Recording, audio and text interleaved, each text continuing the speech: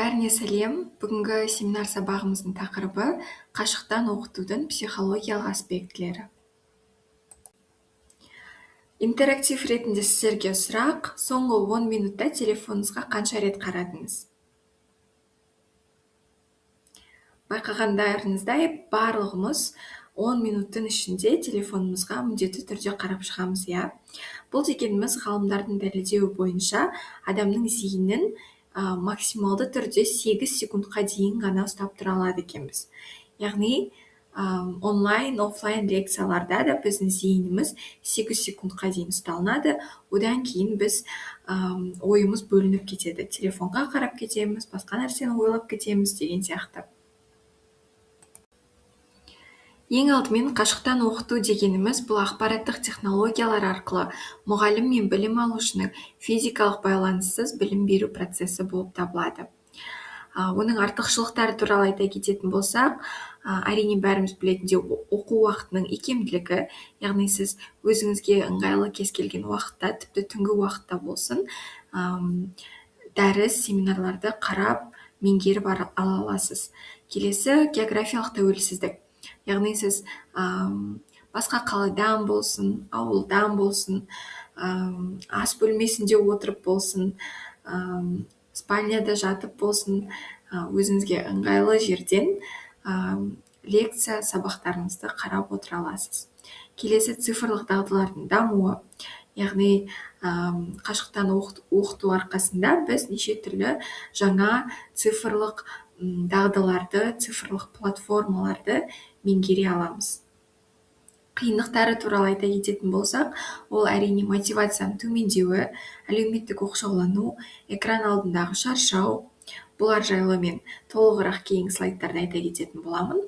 Және сіздерге қызықты бір факт: зерттеулер бойынша онлайн сабақ кезінде студенттердің шамамен 40-60% назарын басқа нәрсеге жиі аударады екен. Бұл неліктен? Мысалы, сіз үйде, осылай кухняда отырып лекция қарап отырсаңыз, әрине өзіңізді еркін сезінесіз. Еркін сезінгендіктен сіздің ойыңыз тез бөлінеді. Қаласаңыз арасында телефон қарайсыз, қаласаңыз тамағыңызды жеп отыра бересіз деген сияқты. Сонымен бізде осы тұста онлайн оқу миға қалай әсер етеді деген сұрақ пайда болады, иә? Ұзақ видео қоңыраулар миға табиғи емес жүктеме береді екен. Себебі мимиканы түсіну қиынырақ, өзіңді экраннан көру бұл өзін-өзі бақылауды күшейтеді. Қозғалыс аз, яғни үнемі осылай бір орында компьютердің немесе телефонның алдында отыру керек болады. Назар неге тез жоғалады? Үй бұл демалыс орнына тең, яғни біз өзімізді жаңа айтып кеткендей еркін сезінеміз. Ал телефон бұл біздің басты бәсекелесіміз. Мысал ретінде, студент лекция тыңдап отыр, бірақ параллельді чатқа жауап береді, видео қарайды, тамақ ішеді деген сияқты. Яғни ми мультитаскинг жасай алмайды. Тек бір іс-әрекеттен екінші іс-әрекетке жылдам ауысады екен. Соның салдарынан оқуды меңгеру қиындай түсуі мүмкін.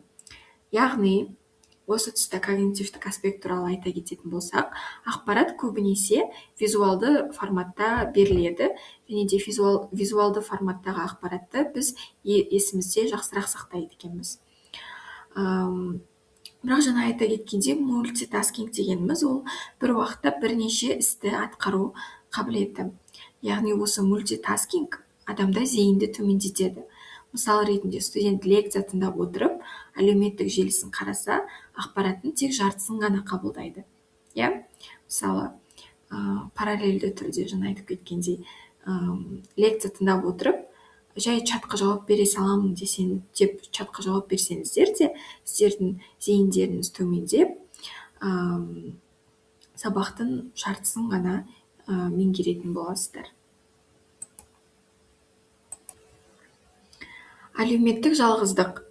Офлайн сабақта күлкі бар, көзқарас бар бір-бірімен, эмоциялар бар, әңгіме айтасыз, күліп ойнап отырасыз. Ал онлайн сабақта жай ғана қара экрандар. Көбінесе камералар өшірулі топта қатысу деңгейі күрт төмендейді екен. Себебі оларды ешкім қадағалап отырған жоқ, студент өзін еркін сезінуде, және соның салдарынан әрине қатысу деңгейі төмендейді. Бұндай жағдайда осындай бір лайфхакты қолдансаңыздар болады. Брейкаут бөлмелерін қолдансаңыздар, сабақтарда белсенділік 30-35%-ға артады.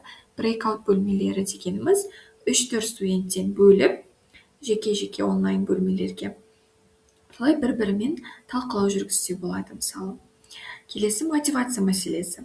Онлайн оқуда ішкі мотивация өте маңызды. Себебі камерасы өшірулі студенттер сабаққа эмоционалды аз қатысады. Қызықты көрсеткіш бар екен. Психологтардың айтуынша, нақты мақсат қойған студенттердің онлайн курсты аяқтау ықтималдылығы 2 есе жоғары. Яғни мұндай жағдайда қандай шешімдер ұсына аламыз? Бірінші, геймификация. Әрине қызықты ойын форматындағы сабақтар оқушылардың мотивациясын арттырады. Келесі, қысқа тапсырмалар, яғни ұзақ, қиын тапсырмалар студенттердің, оқушылардың мотивациясын төмендетеді. Ал қысқа тапсырмаларды тез әрі жетістікті орындау арқасында олардың мотивациясы көтеріледі екен. Және де жедел кері байланыс. Ылғи да кері байланыс ойын орнатып отыру керек, немесе интерактив ретінде мини сұрақтар қойып өту керек, студенттердің мотивациясы төмендеп кетпес үшін. Сіздер Google эффект деген нәрсе туралы естіп пе-едіңіздер? Google эффект бұл сандық амнезия, яғни адамдар ақпаратты толық есте сақтаудан көрі, оны қайдан және қалай табуға болатынын есте сақтауға бейім болатын когнитивтік құбылыс. Яғни бұл термин интернет іздеу жүйелерінің, әсіресе Google-дың кең таралуымен байланысты қалыптасқан.